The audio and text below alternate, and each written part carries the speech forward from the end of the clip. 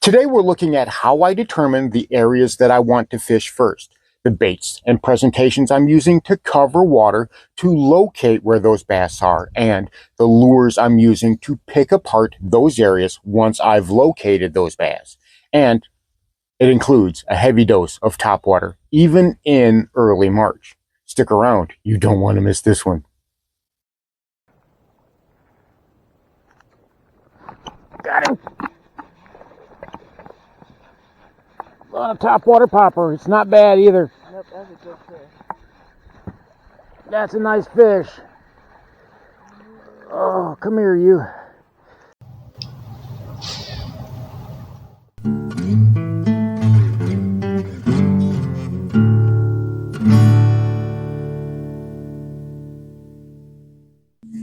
Welcome back to Lowbrow Fishing.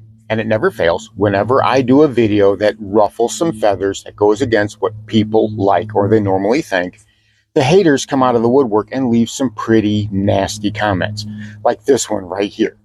Seriously, the short bus? You don't have to be mean. You can just disagree without having to be nasty and vile. Comments like that, I'm deleting and I'm blocking immediately. There's no call for that. But I know I'm always going to get them. I understand that most of the country is cold right now, that topwater is not an option for a lot of the anglers, especially up north.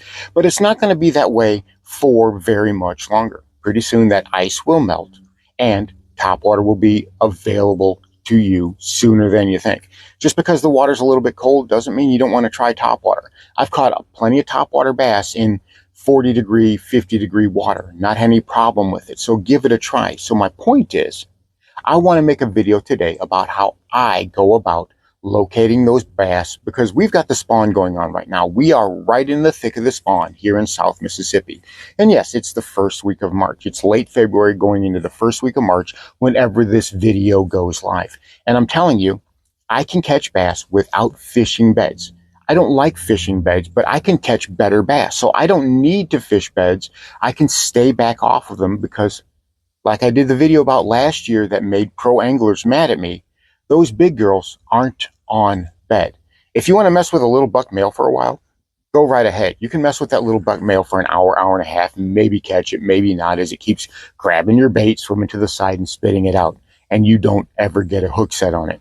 But if you want to catch those big girls, you have to understand that they're off those beds for the most part. Sure, they come in, they lay their eggs, they hang around, and then they go out. But they're not there for very long at all.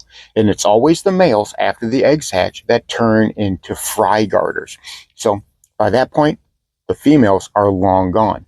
So where are they? How do we look for them? And how do we target them? Well, it's really quite simple. Understand the spawn points in your lake. Understand where they are, understand how to work them, and you'll have a better chance of catching those big early spring bass. Now, before we get started, if you like bass fishing content, that's inclusive, whether you're fishing from a boat or whether you're fishing from the bank, always thinking about budget because not everyone has money to spend on bass fishing gear, then this is the channel for you. Click that subscribe button down below. And while you're down there, I'd appreciate it if you gave this video a like. It really helps out the channel and I very much appreciate it. So what do I say fishing those spawning areas the right way? Well, as I said before, fishing beds, whether it hurts bass or whether it doesn't hurt bass, doesn't really apply to the way that I fish because I'm not targeting beds because that's not where the big bass are for the most part. During the early part of the spawn, those big girls with their full bellies of eggs, they're hanging back more towards the middle part and the first part of those spawning pockets. Whether it's a flat, whether it's a creek arm, whether it's a ditch, whether it's a drain, whatever it is, those girls are going to be holding back because they're looking at those males using scent and using sight to pick out which ones they want best. The best prime spots are going to go first. That's going to be your big males and your big females with the good genetics. Those are going to be the ones that match up first, and it's going to filter down from the rest of that. So you say, lowbrow, you're saying that those girls are going to be off bed, but how do you locate them and how do you target them? Well, I go with a search bait, but I start with search baits that may be a bit unorthodox. See, you're going to be in more shallow water, and that actually opens up some things like different types of walking baits or wake baits, or even things like lipless crankbaits or swim baits. But it's going to rule out some things like, well, deep diving cranks. And a lot of times even bottom bouncing techniques, especially if you have hugely vegetated areas like we have on the big lake, and a football jig is just not going to work through there. A lot of times you're going to have to get things like a swim jig if you want to come through things like that.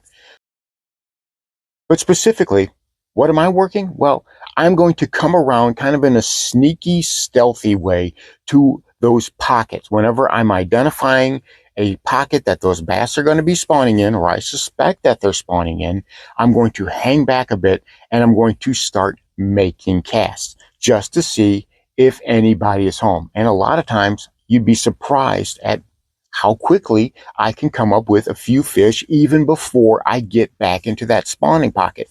Like the other day, I took out the A-rig, started throwing it around, and I think it was the very first cast, and I caught, well, you see here, a nice £1.25 fish. It wasn't huge, but it let me know that there were fish, obviously, in that area.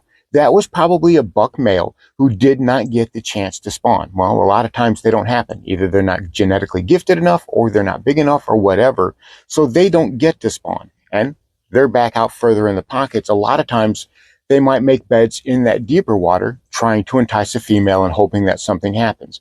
But most of the time, they're out of luck.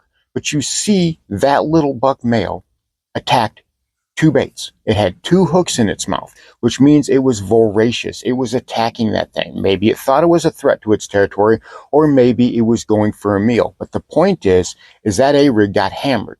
And it wasn't the only thing to get hammered on the first cast. I started fishing this. Now, this is a KVD 2.5. You guys know I love these. This is a different one. This is actually a new one that I got. I got this on discount, okay? Whenever I was at Walmart buying those cheap discount baits, I paid like $2.50 for this. It's essentially the same color as the Sexy Shad that I like to throw, but this has got a little bit more chartreuse in it, which worked because it was overcast and we had some stain in the water. And I tied this on for the first time, and the very first cast I made, well, this was the result. All right, I have a new KVD 2.5 square bill, and I got this dude on discount. I paid $2.50 for it at the old Wally World. I'm wondering if that white might stand out just a little bit more. It's got white with just a hint of chartreuse.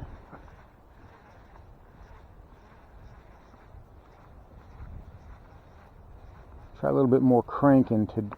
There we go, first cast. There we go, I got you. I got you. Well, how about that? First cast. Nice, nice, nice, nice. Am I going to have to get my pliers? No, I ain't got to get my pliers. That is a fat little fish. Normally probably a little over a pound, but pushing 1.5 pounds. Look at that fat belly on that thing. Starting to get some lipstick. All right, well, he's bleeding, so let's get him back in the water. All right, appreciate it, little dude. Appreciate it. So that's fun. You always like to see that. Couldn't get any better. You tie on the lure, you throw it out there, and boom, it already catches a fish. Great way to break in the lure. But the point is again, I was fishing the outlier areas of those pockets, making casts to let myself know, hey, do I even want to get in there? You know, even if you're fishing from the bank, you can do something very similar. You can walk up to the edge and you can see those pockets and those creek arms, and you can start making casts there just to get a feel for the area. Don't just arbitrarily walk up to your favorite spot and start making casts. You're just going to get a skunk. You need to go out there with a plan. And again, I'll also switch to something like, well, these wake baits. Now, this is a 6-cent speed wake. I got these on discount too, and I'm glad I did. These things turned out really good. I can fish these in those same areas. And those bass, because I'm only fishing 3-4 feet of water at the deepest, they had no problem coming up and inhaling that. That's why top water's so effective in my area this time of year. And it will be your area very, very soon. So I use something like a walking bait, or I'm using something like a wake bait, or even something like a square bill, something that I can work pretty quickly, and I'm using it to target the areas for those bass. Now, once I'm getting bites in those areas, then I can slow things down. I know the bass are in there, and I know I can take my time and I can pick those pockets apart. And with that, well, then I'm going to something like this. This is a Rico popper, right? These things are not cheap. This popper here is about $25. Now, you say, lowbrow, you won't pay that much money for a mega bass.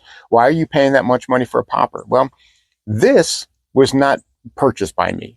This was sent to me by good old Hank Rogers, Bass Geek. He sent me this a few years ago, and he told me that this is the best popper, period. These things are just the absolute best, and I can't disagree.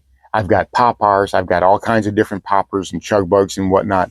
But this popper, there's something about it. It pops different, and those bass really seem to respond to it.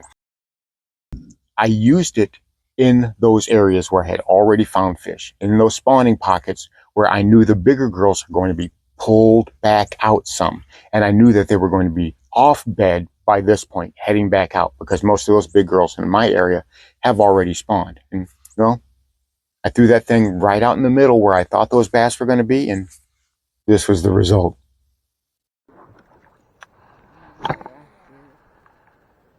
Yeah, young of the year from last year.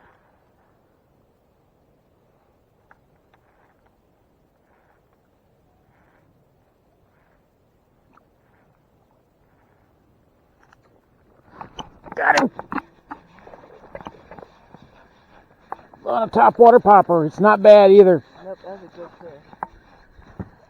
That's a nice fish. Oh, come here, you. Yep. Oh yeah, that's a good one. Yep, that's a good fish right there.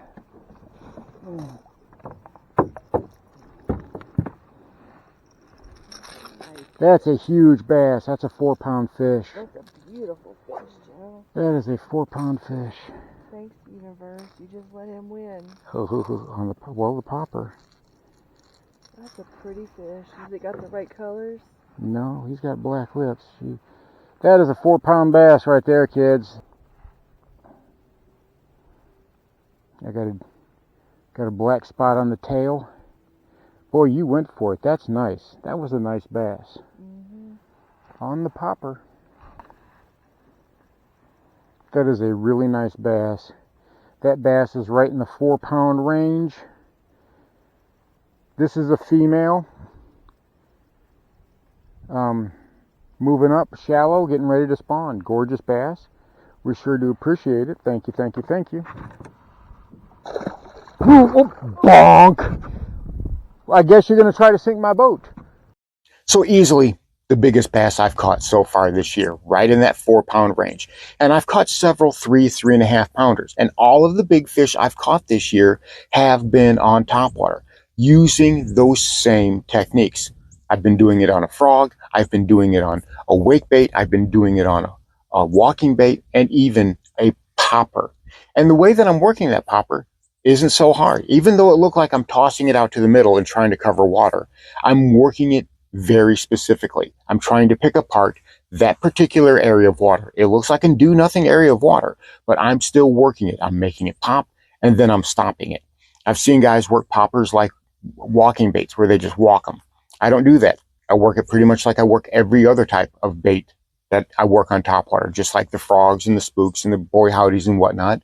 I pop them in place to try to make a commotion, and then I leave it there. And as you can see, it pays dividends.